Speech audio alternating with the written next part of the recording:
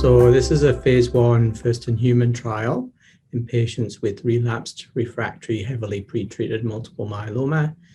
The drug was given by IV infusion on a weekly basis, and once the CRS signal became developed, we introduced a step dosing, and a number of mitigation strategies have been looked at to try and reduce the rate of cytokine release syndrome.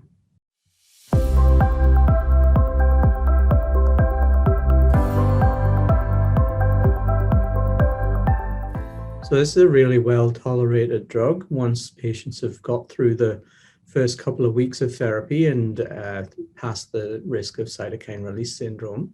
And the responding patients have been able to stay on this drug for long periods of time, and in some cases over a couple of years, with minimal long-term side effects. Some just feel a bit fatigued, and there's been a low rate of infections.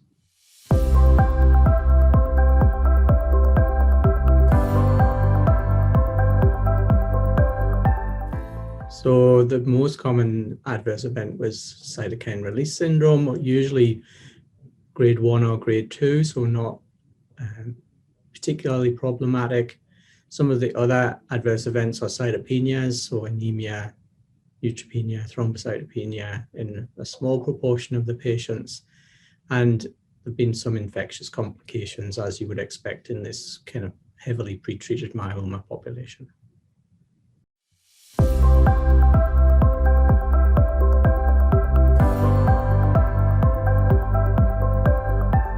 So the response rate is increasing over time.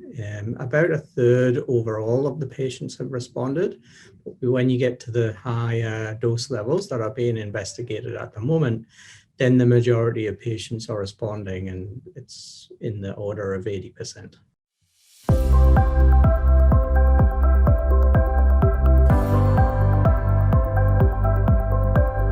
Yeah, so there's a reasonable proportion of patients who, when tested, been MRD negative. So I think 7 patients in total have been tested for MRD, and 6 of those have achieved MRD negativity. And at least a number of patients have ongoing very deep responses, including a patient at our site who's been in remission for almost 2 years after 13 lines of therapy and an allograft.